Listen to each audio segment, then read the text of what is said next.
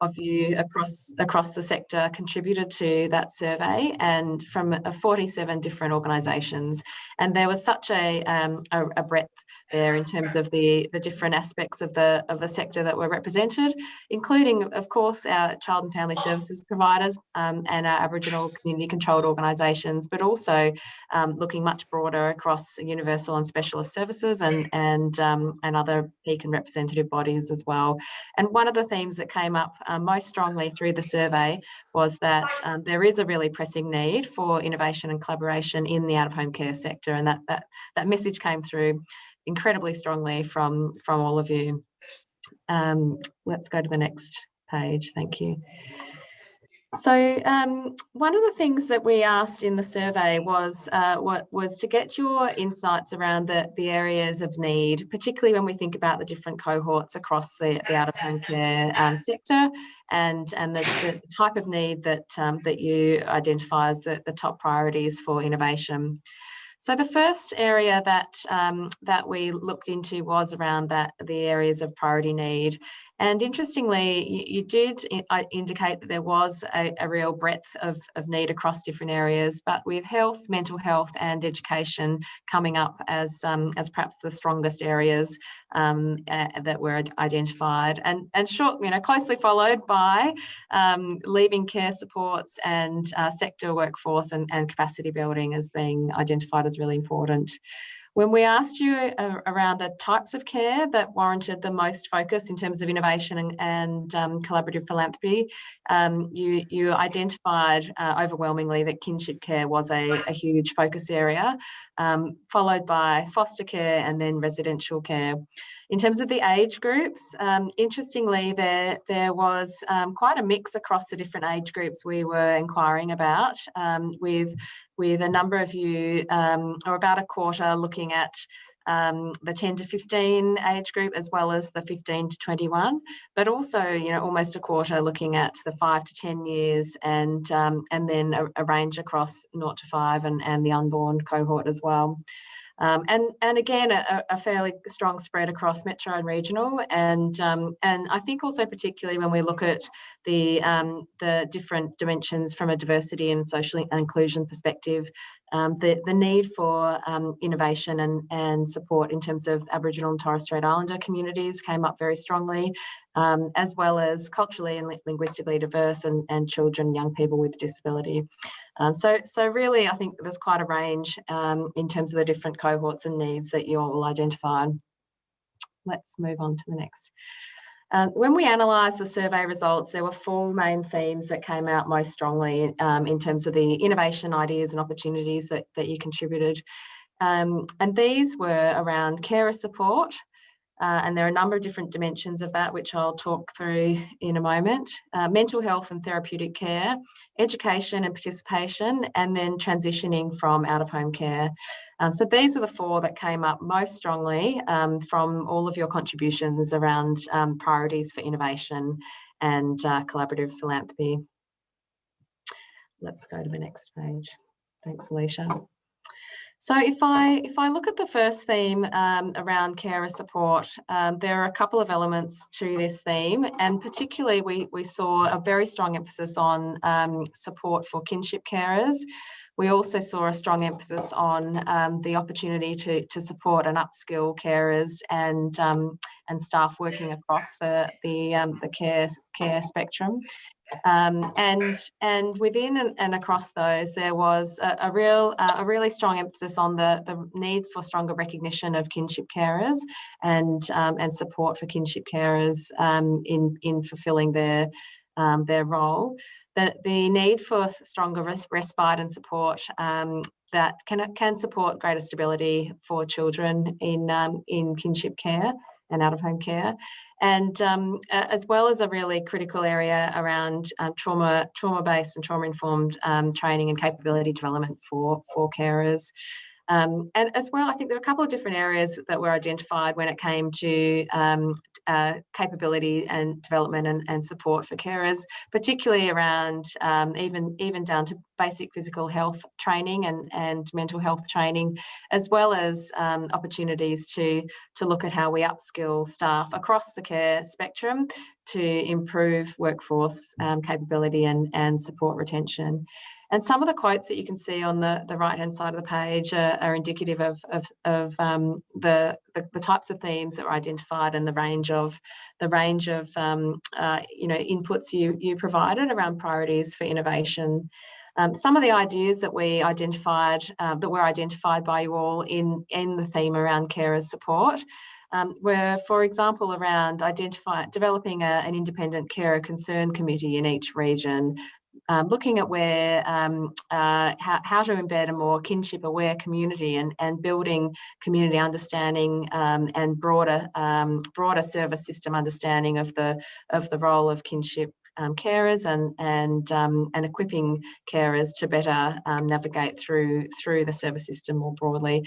There were a number of suggestions around how to strengthen recognition of kinship carers and ensure that their role was appropriately structured and recognised with the appropriate training and support, and also I think more better information and support for kinship carers around the funding and other supports that are available to the children and young people in their care.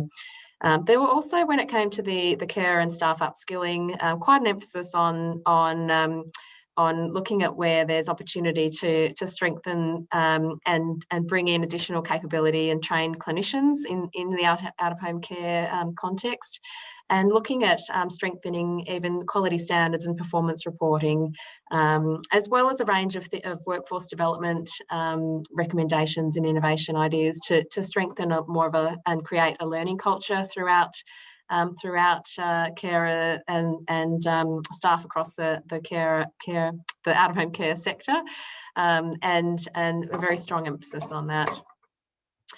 When it came to the theme about mental health and therapeutic care, there was quite a strong emphasis on additional support and innovation opportunities in identifying and diagnosing mental health issues and challenges with children and young people, and providing support to those who are working with those children to be able to better identify and support those with mental health needs. There was a strong emphasis and issue identified around lack of availability of appropriate therapies and trauma supports for children at risk and children who've experienced trauma.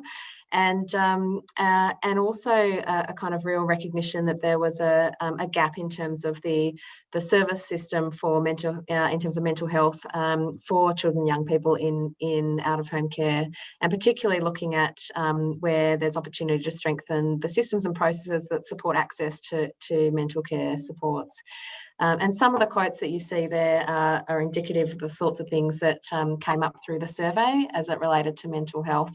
And a number of your innovation ideas were around things such as a statewide network of health navigators to really support child protection practitioners and care services to provide a more integrated approach to health and mental health for children and young people, to look at more of a rollout or opportunity for multidisciplinary health clinics and mental health clinics that can really provide a more robust initial health screening and mental health supports, looking at opportunities for specialist therapeutic residential services that have a NMT framework and ability to have on-site therapeutic care teams that can support from a mental health perspective.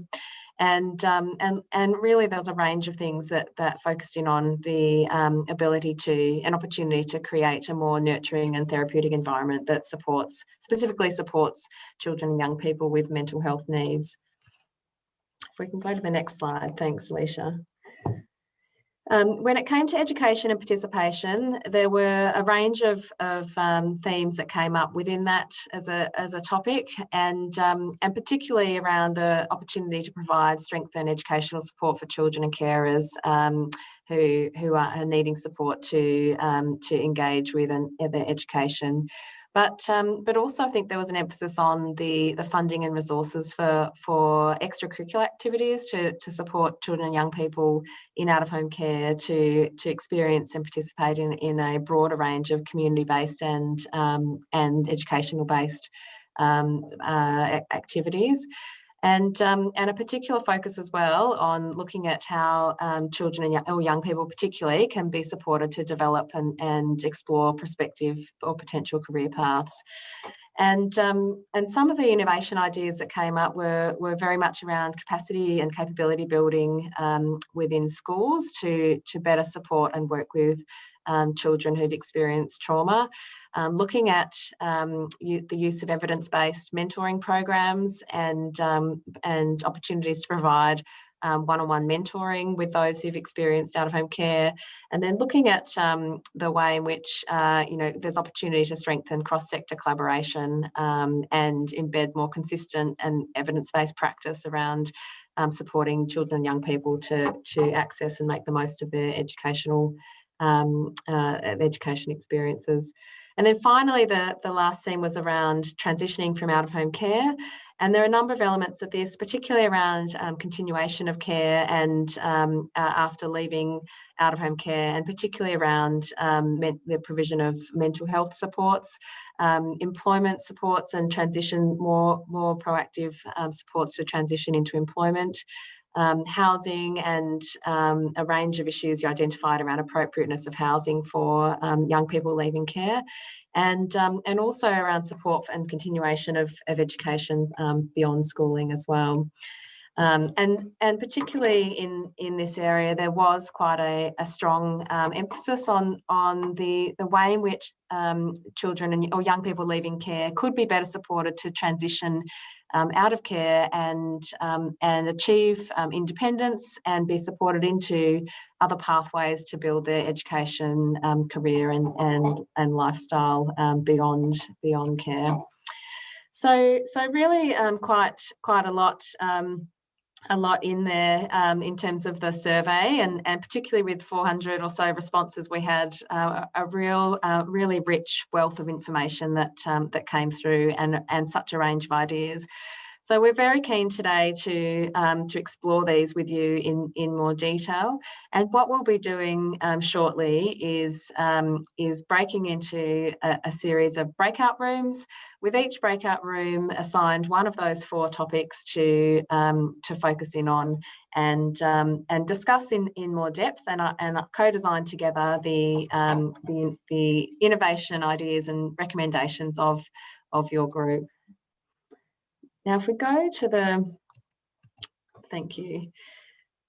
So in just a moment, we will break into 4 breakout rooms, and so each group will have one of our themes. You will have about 30 minutes in the group together, and within that time, there's a series of questions that we're asking you to consider around one of these themes.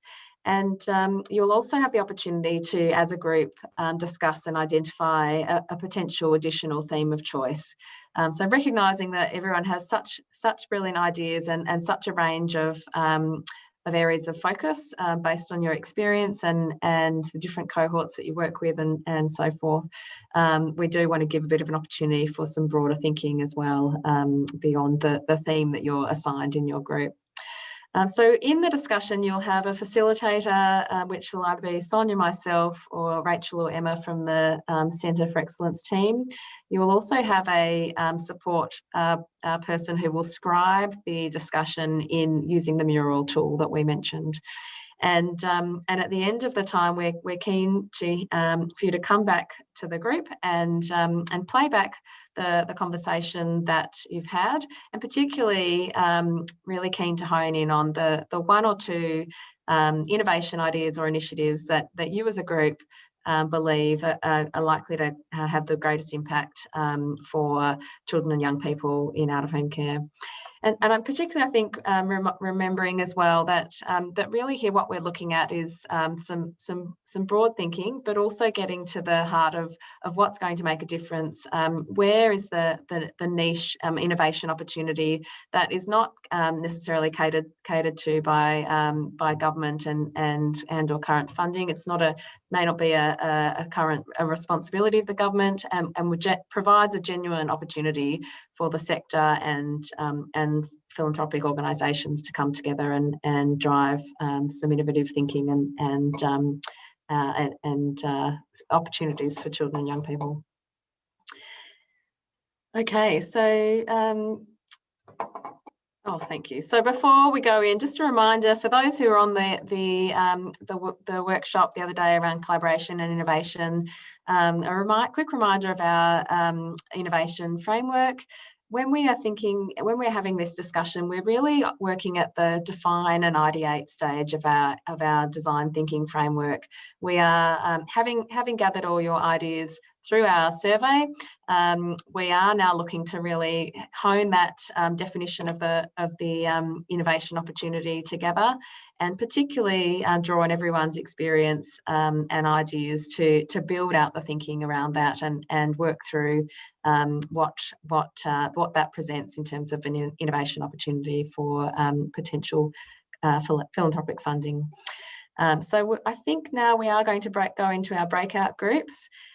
These are the questions that you'll be looking at as a group, and you'll have a template in front of you that steps out these questions, also with a bit of a reminder for your theme on the kind of key topics within that theme and some of the innovation ideas that have come up through the survey. What we'd like to do now, there we go, is just spend a few minutes debriefing on the discussions that each group had. So Alicia, I know we've got this page up, but I wonder whether actually we could bring up the mural and step through each group. I know we won't be able to see everything that each group probably discussed, but at least it'll give people a bit of a flavour. So can I ask the group that did the first topic on carer support to provide a sort of two-minute overview of the kind of innovation initiative that you designed together? So I'm happy to start, and then if I've missed anything, then people from my group, please feel free to add any points. But I think what we mainly came up was like a model of care for a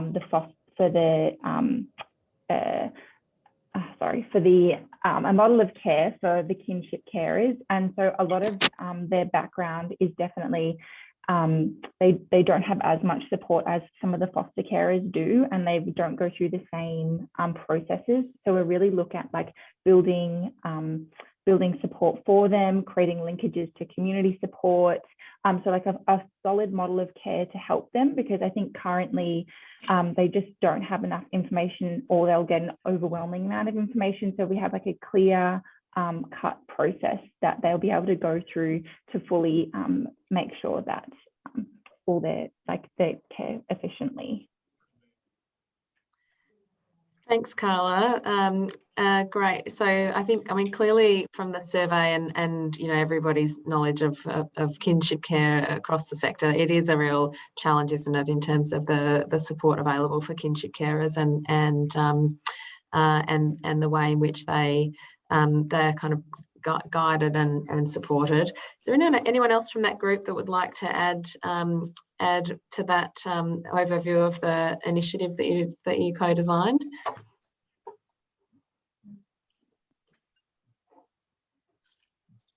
We've probably got time for one or two comments if anyone wants to add to that. I just think it's important to realise too that there are different types of carers. There's, you know, there's the kinship carer, there's the foster carers, and looking and they've each kind of got their different needs as well. And the other thing that I feel is really important to recognise is the number of informal carers, the non-statutory carers, and how they access supports, because there isn't much support for them at all.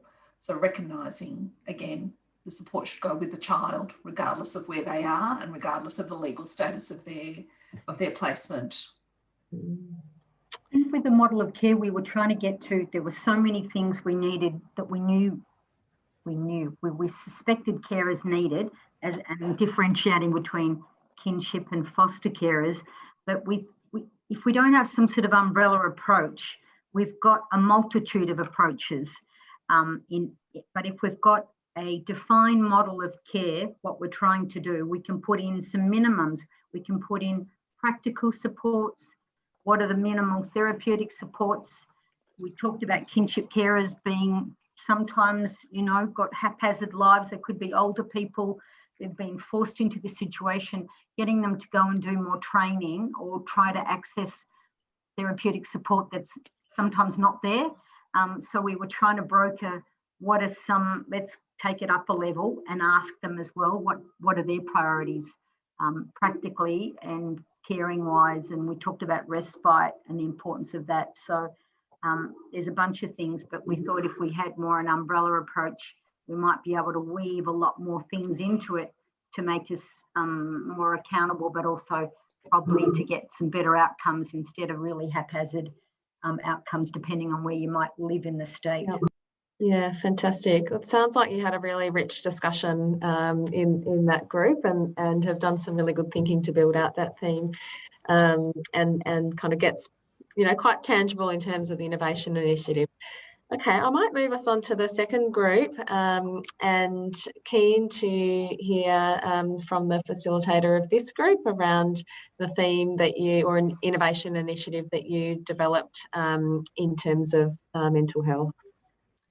Yeah, thanks, Georgie. Mental health, isn't it? Yeah. Yeah, mental health and therapeutic. I'm looking at the right one. Yeah. No, that's great. Thank you. And a really fabulous contribution from the group. So thank you, everyone. We had a good discussion about mental health and therapeutic services in the respect of children and young people in out-of-home care who want to build relationships, want to be treated normally, don't want to have to retell their story over and over again, and how you build an environment where people have connections to consistent people. So it was a really strong theme that came out, and also a really culturally responsive response. We acknowledge that obviously the Moral Commission to Mental Health has come out, and we need to be mindful of that. Some of the themes that really, there were some cohorts that certainly were identified as missing out. For example, children and young people in residential care, particularly in rural areas, who don't meet criteria for the services because they're not permanently located where they're in residential care, or so the services won't follow them, and then they don't meet the criteria for the services in that region, or services are age cohort dependent. So, younger children in residential care, as children are getting younger, really haven't got services available. So definitely some gaps that were identified there. In terms of real opportunities for innovation and collaboration, there was a real recognition that providing a coordination or backbone or funded sort of project coordinator across services, organisations within our service sector and outside of it is really critical to creating a systemic and sustained approach to innovation and supporting those cohorts.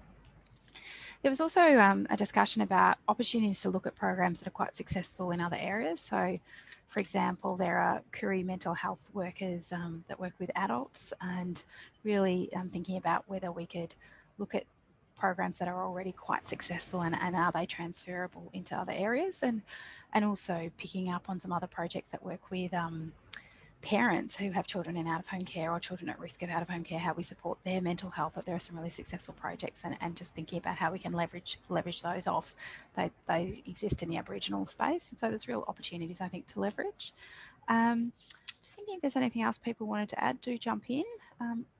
Danny, was there anything else I've missed? I know it's a really rich conversation, so I don't want to cut it short, but we did take a lot of notes. No, we did take an awful lot of notes, and I think that those are a lot of the themes covered. There was definitely this central thread of, when looking at the young person as an individual, cutting away some of the restrictions around age ranges, needing to repeat their story, relying on interventions that are overly, specific to single events of trauma, rather than looking at complex models that allow for connection and relationship development in a setting that's comfortable for the young person, rather than forcing them in a very talk-based structure. So that came through as a really clear theme throughout, is just sort of viewing them as a single individual person rather than focusing overly on the service response. Yeah, thanks for that, Danny. And just a final point I think was really important that was raised. I think, Dani, you brought it up. It's really important to think about the lay of the land. So what services are available and where are gaps for cohorts that exist, and what are their needs and how do we meet those needs. So really, when I think about designing an innovation or collaborative program, it's always important to start with what does success look like, what are my outcomes I want to achieve, and working back from that and identifying the cohorts, really making sure you've done that foundational groundwork of, well, what is available and where are the gaps, and or where can things be extended. So I think if the group wants to jump in and add anything, please do. That was probably a short summary of the conversation. And the mental health group, I think it sounds like you've had a really rich discussion as well. Okay, so next group. Oops, my internet's telling me it's playing up. Apologies, everyone, if that's causing problems. So the next theme was around education and participation, and really keen to hear from this group now around the innovation initiative that you designed. Thanks, Georgie. So it was a really good discussion. I guess we sort of landed on a mentoring as a central theme, but obviously had a lot of discussions around that. We can see that we've got trauma-informed support for children in early years education, as well as not just focusing on the older children. We did talk a lot about connection. I'm looking at Lauren from Anchor here about connection in the community and the value of that. So we also talked about where can we facilitate that and the collaboration outside of sort of ordinary groups, so things like your local libraries, local communities and local government. Obviously, we'd have to collaborate with things with groups like lookout centres, where we know they've got a lot of resources, but where else, what can be added on to that? Mentoring with others that have had lived experience as well. Had some really interesting conversation about that, around how we can and linking people with similar backgrounds. So if it's someone with a cold background, linking them in that way, but also keeping that mentor with the person, young person or child, and not having to, if they have a change of placement or a change of school, that they go with them. And we've got on the inclusion of remuneration for the mentor, for the person with lived experience. And I think we really talked about, there are lots of programs out there in the education participation space. So it would be really about collaborating with who's doing things. We had comment of some of the VACA Kuri mentoring support programs. Mirabelle do some great online mentoring. Look, everyone in our group had something that they were doing in the education space. So it would be really about a further deep dive on that, on collaborating with who's doing what first and looking at what's already there and building on that. So anyone else from our group want to add into that? I was just gonna pop in as well, because we didn't bring it out. We tucked it into the model of care, but we had a really good discussion in our group around education and about education models, including exploration of some of the examples from other countries, such as the provision of scholarship for some children who are maybe with older carers who are really struggling to be able to maintain caring, but actually with obviously being mindful of attachment issues, etc. But for the right child, could be some different options for kind of innovative connections with education and different education providers. Can I just add, it's just Angeli, and I've come out of the other workshop, but it just really, again, where's peer support in this? Sorry about the ambulances, but peer support is a strong model, around, and it's been a long time. We kind of had flavour and it's dropped out again, but having people that understand the experience, so maybe that's something that could be revisited as a fund, because again, we used to have one at Anglicare in Bendigo, and we actually funded the peer supporters to go out and do their work, a small remuneration. So thanks. Great. It really does sound like this group also had a really rich discussion around education and participation, and obviously looked at it from a number of different lenses, thinking about mentoring and the subject specific, as well as the early years support as well. Okay, so I will just take us through the last group, which I help facilitate, and hopefully everyone I capture our discussion fairly well. So in this group, we had a really rich discussion around opportunities to better support carers in enabling life skills and supporting the young people in their care, in transition to care, as well as supporting the young person through a strengths-based or advantage thinking approach to understand and their goals, and also work with them on as early as possible to build their life skills, but also pathways into education, employment, or other pathways beyond care.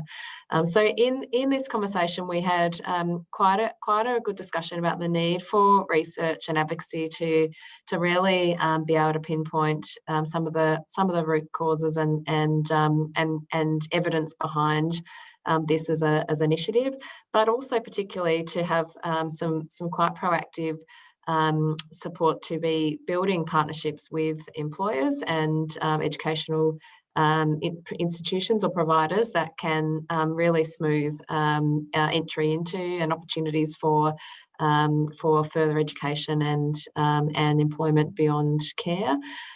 But particularly when it comes to young people, there was a very strong emphasis on starting early and taking a coaching approach to work with them around their strengths and their goals, and also empowering them with better information about their own story and their own needs and capabilities to help inform them on that journey and the goals that they are seeking to achieve, and supporting them to aspire to and work towards those.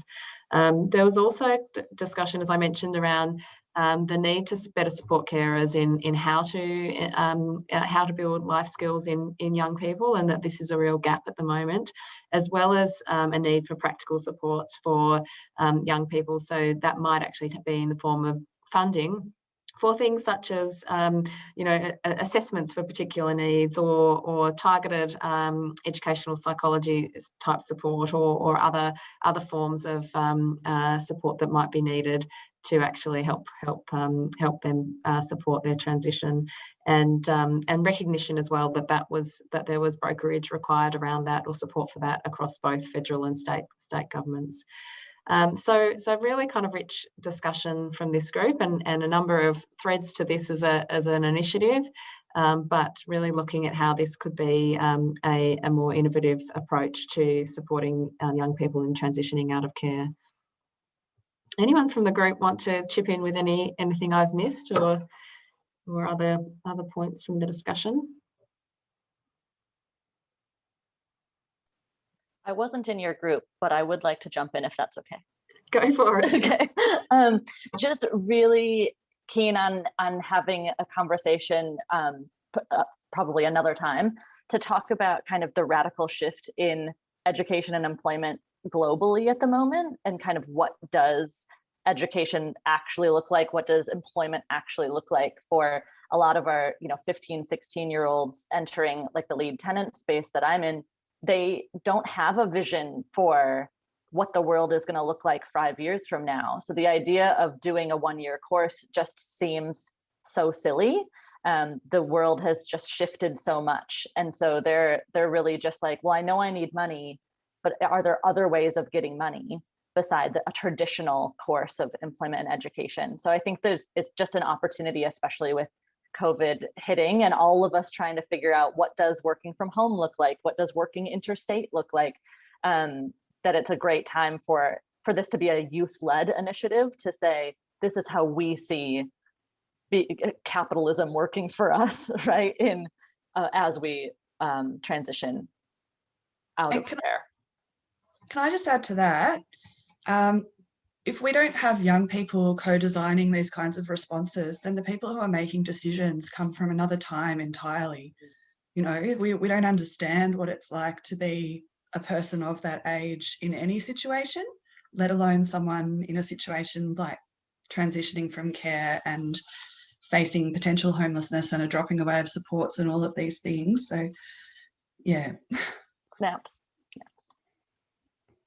I think there are fabulous kind of additional contributions to this thinking around transitioning out of care. So thank you, Kathy and Jayden, for coming in there, because it is, you know, I think there is a really strong contextual piece around what's happening in the world at large at the moment, and what that means for pathways for young people generally, and in particular those transitioning out of care.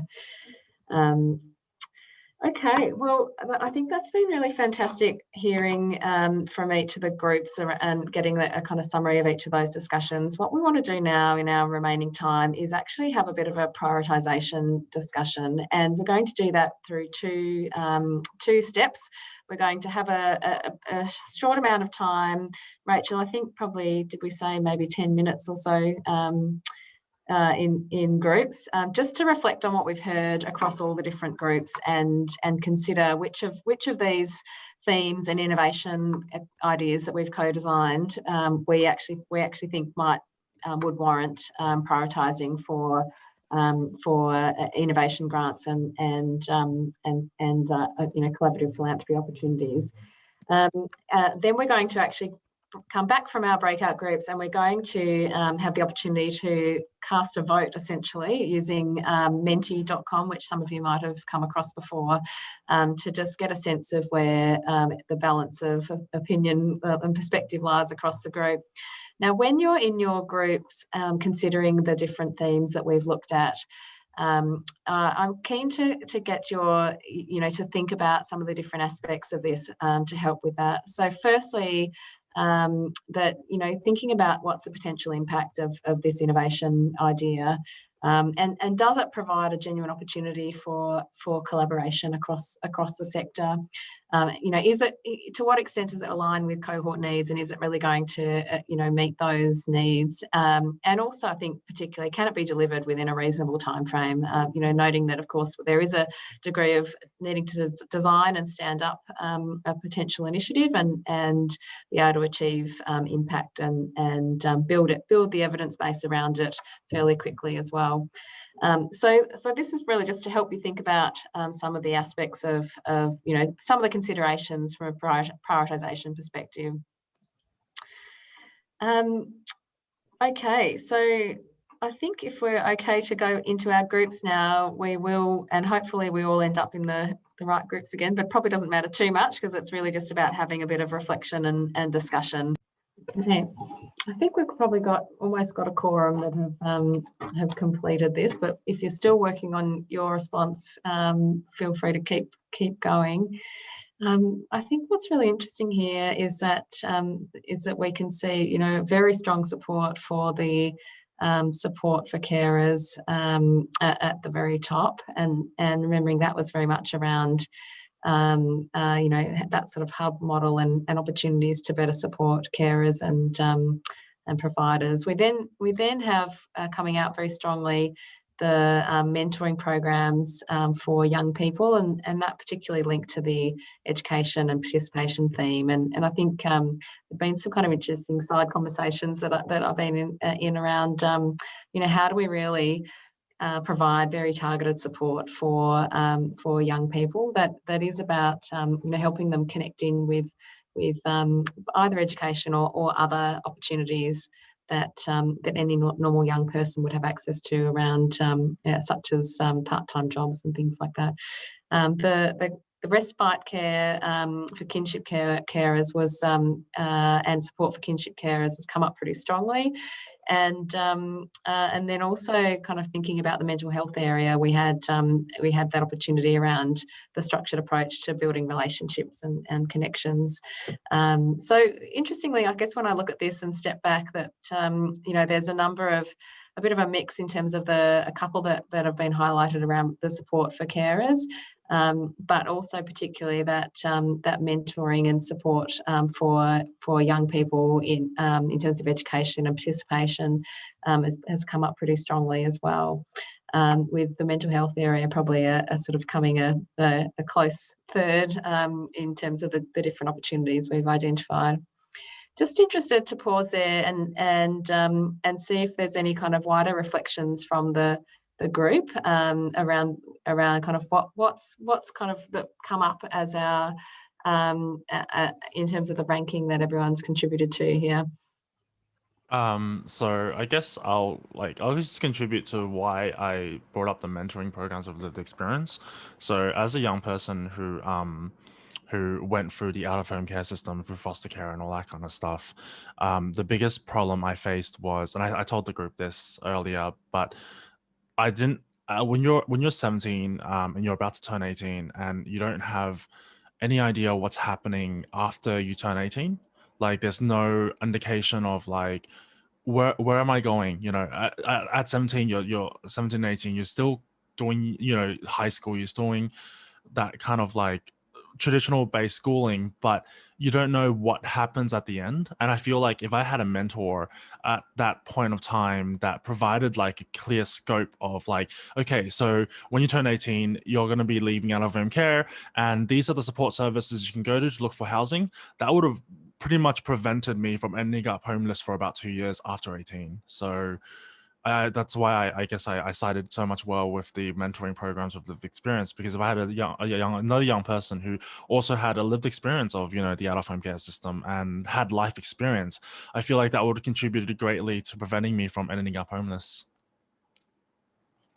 Thanks, Reggie. That's so great to hear you come in there and give some weight to that based on your own lived experience. Yeah, I agree with Caroline's comment. Really valuable insight to support that as a kind of strong opportunity for innovation.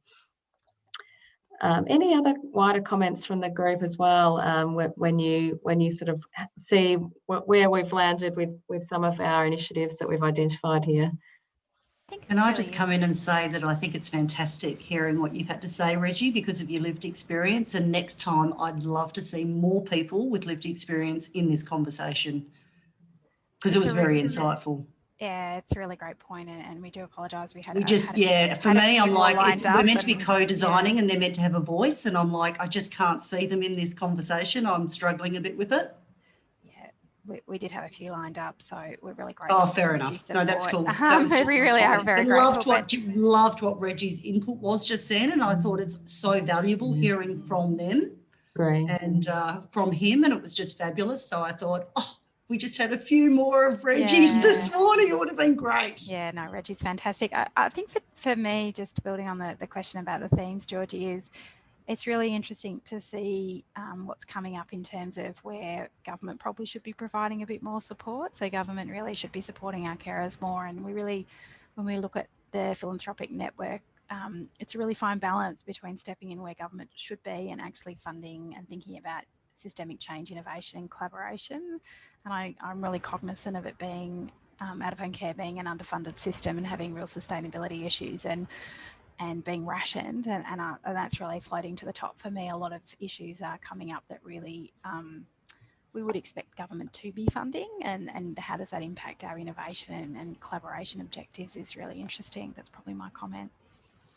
Emma, I think certainly, I think that theme of needing more earlier was one that certainly came through the conversation that we had in our group, and that was around children and young people, as well as around carers, and just like needing to have more in place earlier, better, stronger, better signposted. Such a good point, I think, Sonia, and I think that came through in a couple of discussions as well, particularly reflecting on the need for earlier supports and earlier mentoring and you know, both in terms of supports for the young person, but also for carers as well to be able to provide them with the right you know, opportunities and life skills as well.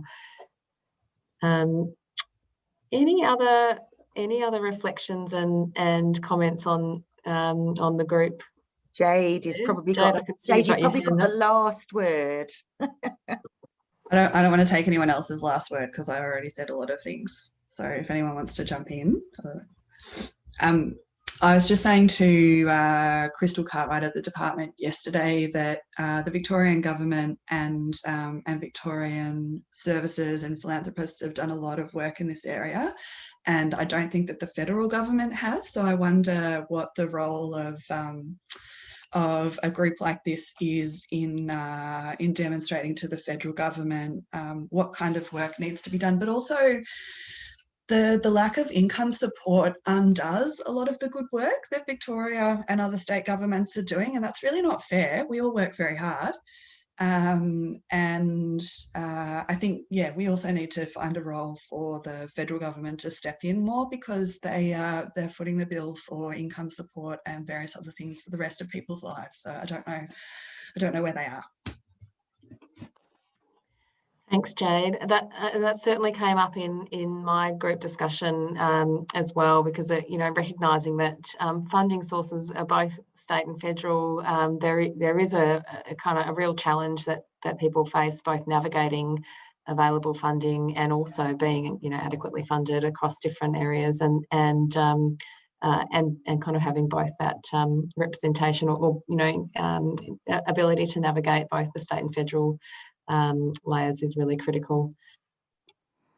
Thank you. Can I just say something? I know that was the last word. Angelina. Just quickly, looking at the hub of support for carers and providers, I wonder if what could be added to that was also young people, carers, young people and providers, and perhaps then that hub encompasses everything else from 2 to 9.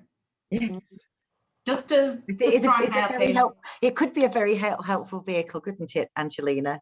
Yes, that would be fantastic, wouldn't it, in terms of really bringing everything together and providing it much more holistic and integrated supports for carers and young people in out-of-home care.